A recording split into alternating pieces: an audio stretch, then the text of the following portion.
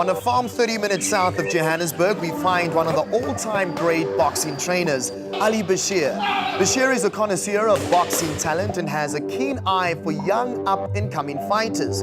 We find Basheer in Meyerton, South Africa, where he has unearthed new heavyweight talent, Ruan Visser. Standing at 6'10", 125 kilogram, Visser is a perfect mold for heavyweight potential.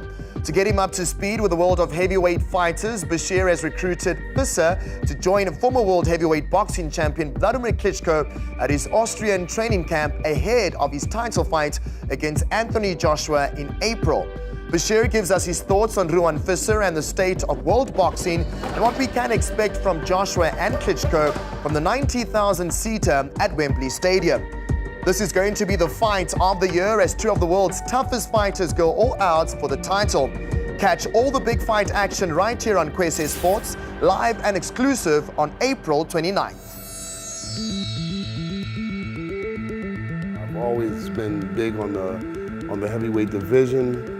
I've worked with Vladimir Klitschko, Tim Witherspoon, Shannon Briggs, Jamil McCline, and a host of other heavyweight fighters. And Ruan came into Vladimir Klitschko's training camp last year, and I was impressed with what I saw. I was impressed with it, so that's why I'm here. I'm here to nurture and teach this young man, and perhaps in 24 months he'll be heavyweight champion. Stick it out I'm going to do some work with Ruan. I'm going to put everything that I have into Ruan, because I believe that Ruan could be the star for them all. I know there's a lot of other young guys out there that's coming too, but our job is to outthink them, to outsmart them, to out-hustle them. So many ramifications that you can use to win fights. I think that training technique and application is the order of the day.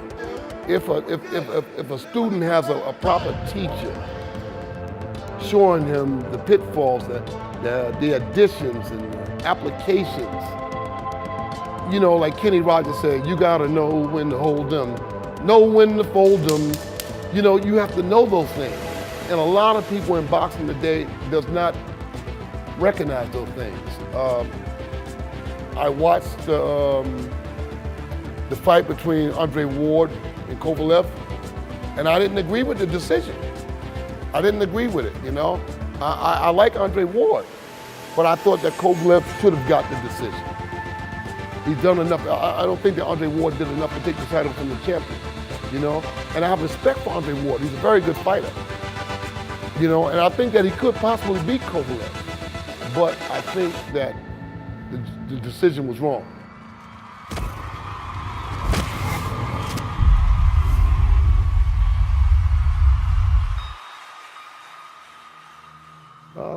I've been in the sport a long time, 45 years I've been in the sport. And I've worked and studied under some great trainers, all of which are dead now. Last but certainly not least was Emanuel Stewart. I stayed with Emanuel Stewart for 17 years.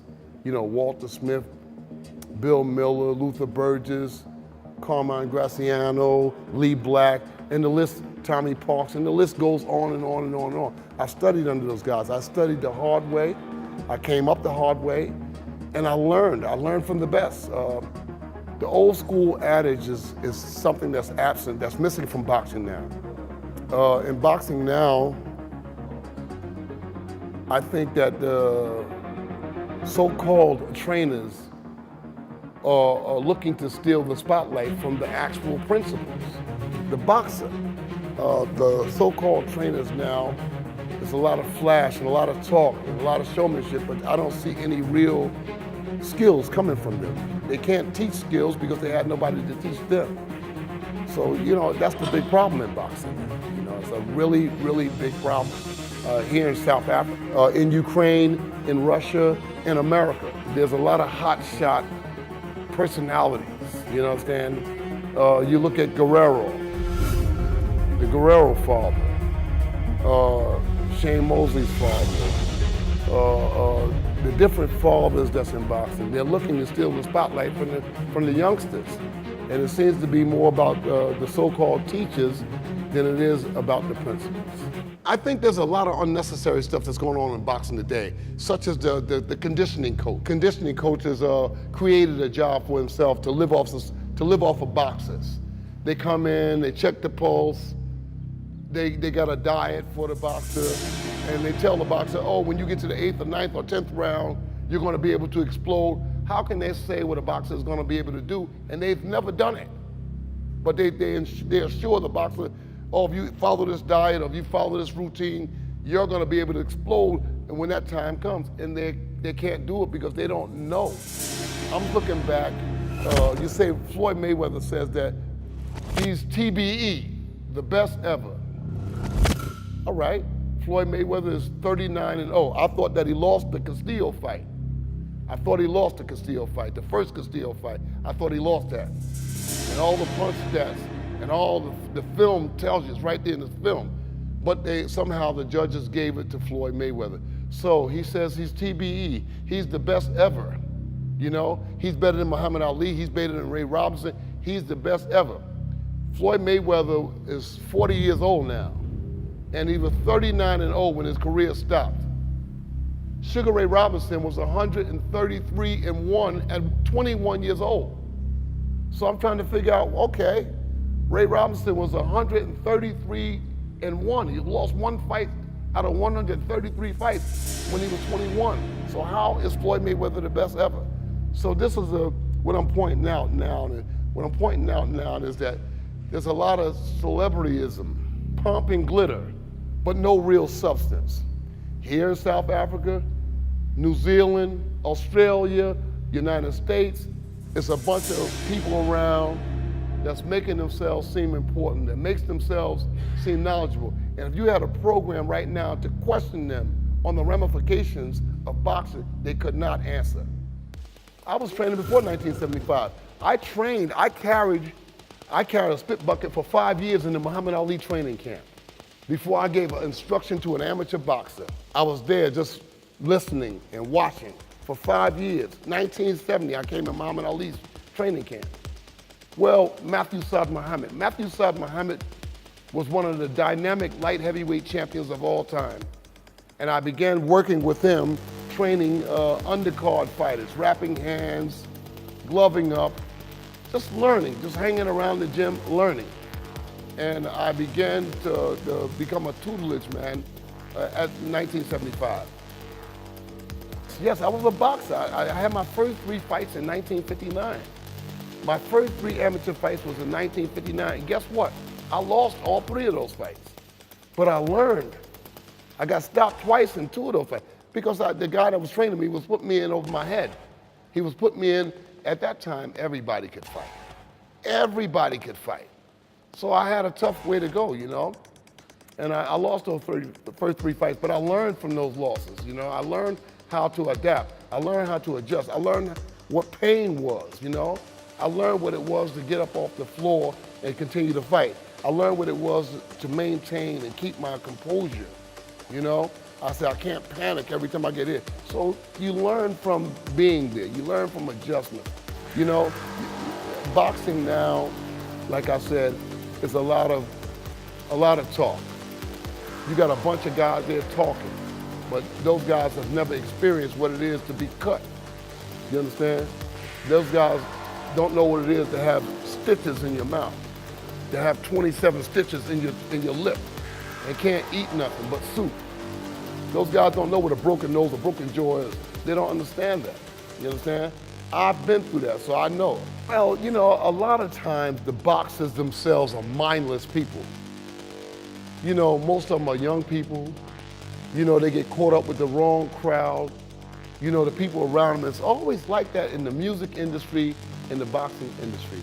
It's always like that, where people can come from the left and the right, the front and the rear, and whisper in their ear, and the entertainer goes along with it, and it doesn't happen until later on that they realize these people are no good.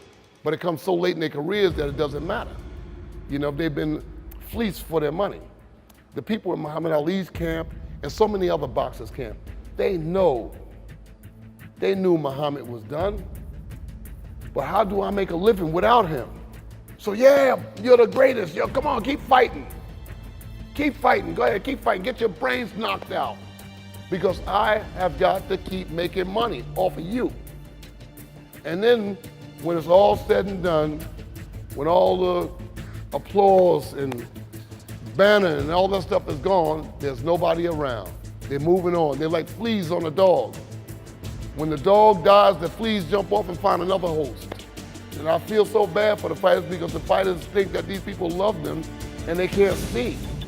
I can see when a guy is good and when a guy is bad. I have that ability to see when a guy is good for the boxer and when he's bad for the boxer. And I'll make the boxer aware that this guy or these people are no good for you. And most of the time they say, "I'll get out of here, you're just jealous." And I walk away. And years later, they find out you were right. I have guys call me all the time and say, "You were right."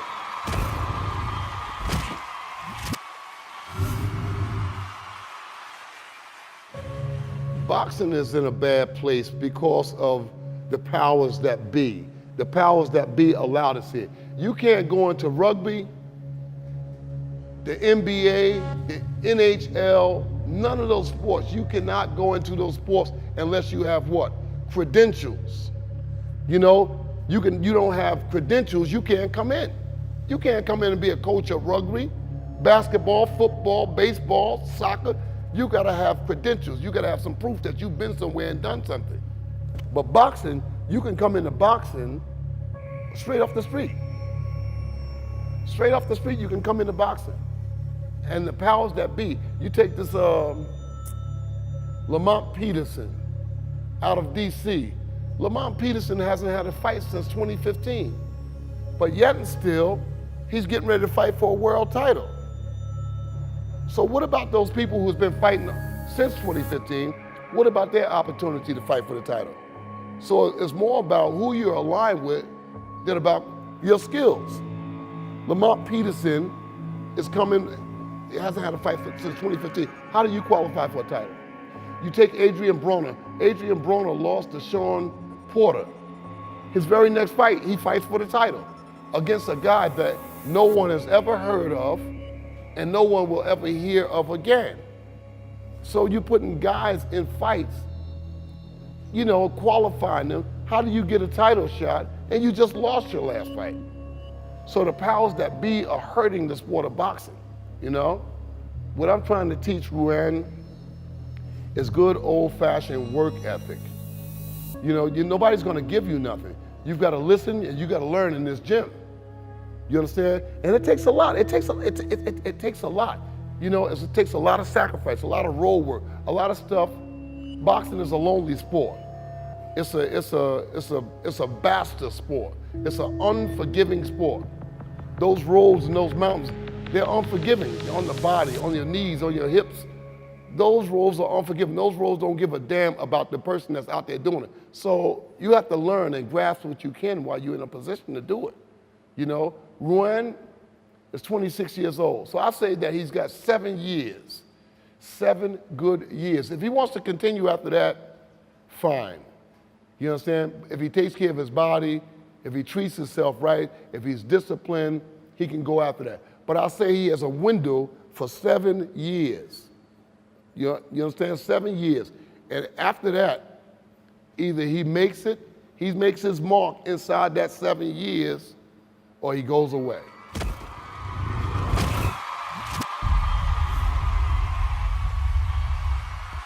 Yes, it's the old guard versus the new guard, you know? And Joshua has a lot of things working for him. Youth, power, hunger, ability. But Vladimir Klitschko has a lot working for him because he's always been a studious guy, a very disciplined guy. Vladimir Klitschko is one of the most disciplined, if not the most disciplined boxer I've ever worked with. He doesn't play any games. He's always in A1 condition when he steps in the ring. He doesn't play any games. He's very focused and very dedicated to the rule of boxing. I mean, no sex, no song, no drinks. You know, I go to bed at a certain time, I get up at a certain time, I'm on the road at a certain time. You understand? Everything is done by the clock. The Vladimir Klitschko camp works like a heartbeat. Boom, boom, boom, boom, boom, boom, and it never changes. I've been with him 13 years and it's never, ever changed. I've never seen Vladimir Klitschko go into a ring out of shape. So yeah, I'd say the upside would be for the young talent, Anthony Joshua. I'm a realist about that. But, however, you've got two explosive punches. Vladimir possesses the ability to outbox Anthony Joshua. That's the one thing that's in Vladimir's favor. Vladimir has the overall experience on Anthony Joshua. Joshua may not be ready for what he's going to see in Klitschko. But however, I'm a realist that Joshua could overpower Vladimir and win the fight. Is that too fast? Nah. Right. Nobody's too sure what Joshua's chin can handle. That's the whole thing. That's the minus factor, you know? Nobody knows what Joshua can take.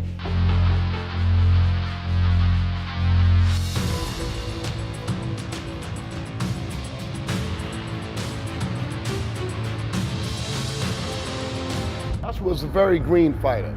He hasn't had much in front of him to establish himself as a world-class boxer because he's knocked out everybody. So you really don't know how his engines are going to run when he's in a test of a fight, when he gets to 8, 9, and 10 rounds, you know, against a quality fighter as a Vladimir Klitschko. I don't think it's a big secret. I mean, you've got a guy that's 29 and you've got a guy that's 41. So I don't think it's a great big deep science that, you know, if I'm working with Anthony Joshua, I'm saying, listen, hey, we don't want this guy to warm up. Go in there and jump on him. I'm training Joshua for 5 rounds. I'm training Anthony Joshua for 5 rounds. I said, either we get him in 5 or we're done. But I'm gonna put all my apples in one basket and gamble with him. When that bell rings, I want you on his ass like a lawnmower. And don't let up. And then we'll see what happens. We'll see if Vladimir Klitschko's up to the task. If I'm Vladimir Klitschko's trainer, I'm telling Vladimir Klitschko, you need to box, dance, move, hold, grab, do whatever you have to do to get to those late rounds, 8, 9, 10, 11, 12, and see how Anthony Joshua responds to that. I worked with Anthony Joshua for 5 weeks in the Klitschko camp, and he's not that kind of guy. He's gonna work. He's not distracted. I don't get that from him. He's gonna work. He knows how important this fight is. He knows that everything is at stake. He knows that the people there in Great Britain are behind him, and he knows that he has to deliver. So I don't put much stock in with him signing stuff like that there, because I know in the darkness of the night he's working. The week of the fight, we just stay loose. We just stay loose. Little gym work each day. Vladimir Klitschko is the kind of guy that's going to work up to the very last day. He's going to do something. He's going to do something to warm up, shadow box. He's going to do something. He's that kind of guy that works all the way up to the fight time. The day before the fight, he'll be in the gym. I don't see the fight going the distance. I think it's a 5-round fight. Somebody gets knocked out. It doesn't have that kind of chemistry to go the distance. We got 2 very hard punches. I work with Joshua, and he's an extremely hard puncher. And I'm saying here now, as I've said to everybody since that time that I worked with Joshua, that if Anthony Joshua has the resolve, the mental resolve, in other words, if Anthony Joshua can swallow his own blood for 5, 6 rounds, and that happens in boxing. You know, Amir Mansour got his tongue cut. It took 38 stitches in his tongue. So he had to swallow a lot of blood for 6, 7 rounds. And finally they had to stop the fight because he's swallowing too much blood. So if Anthony Joshua can swallow his own blood for 4 or 5 rounds, if Anthony Joshua can get up when he's knocked down, if Anthony Joshua can fight with a cut over the eye and a cut under the eye, in other words, Anthony Joshua can answer to adversity. If he can answer to adversity, I predict that he'll be the second coming of George Foreman. Because I don't remember any fighter in recent history who had the mental composure of George Foreman. I mean, you could be beating George Foreman to death and he'd have this poker face, you know? Okay, you're doing good right now, but I'm gonna get you, you know? George Foreman has a mentality that I don't care what you do, I'm gonna weather the storm and I'm gonna get you. So if Joshua can do those things, maintain his composure when he's in trouble, you understand, and stay, you know, ride out the storm. Ride out the storm, the toughness. If he can do that there, he'll be the second coming of George Foreman. But I definitely think he's the star for tomorrow.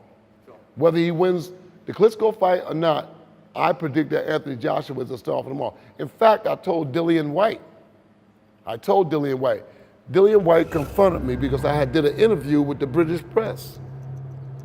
And Dillian White called me in America. He was in Britain. And late at night, I got a call from Dillian White. He says, hey, man, he said, I heard the interview that you did. I said, yes.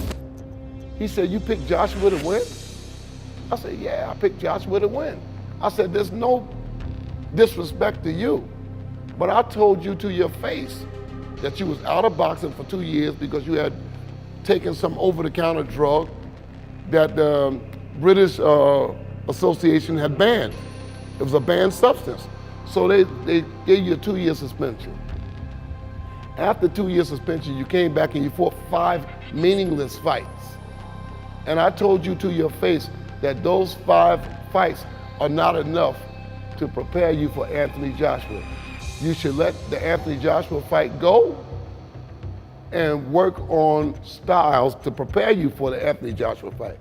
And you elected yourself to go forward, and I said you can't win this fight. So I told the British press the same thing. And as it turned out, I was right. You know, you were knocked out because you was unprepared. And you didn't respect the abilities of Anthony Joshua. Joshua not letting him off the hook. Howard Foster having a close look now. And as long as White returns fire once in a while, Which he is doing, but Foster look at the can't legs. stop it.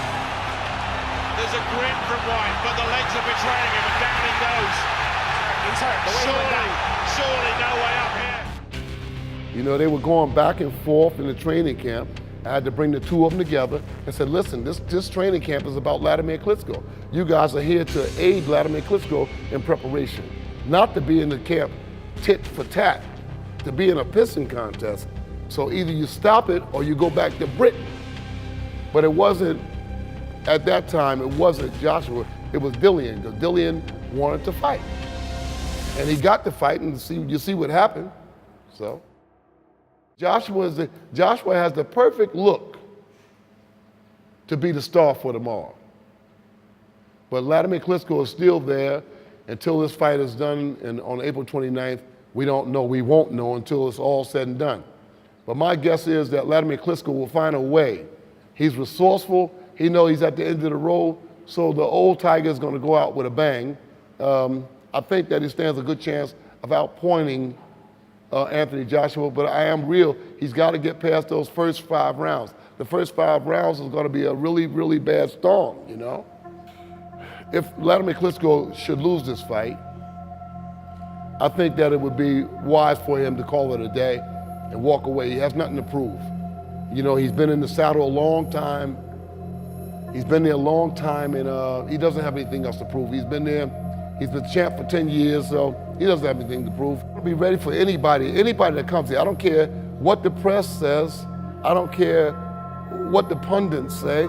We're gonna be ready. We're gonna be in championship shape to fight anybody because we want to take it out of the judges' hand. We want to knock everybody out. We want to let everybody in the division know that we're coming. And I know that ahead, there are gonna be some difficult fights. I know ahead that Ruan's gonna have to get off the floor. He's gonna have to get cut or get a cut in the mouth or something. He's gonna have to answer those same questions, you know? And only he can answer those questions. Not the trainers, not the camp.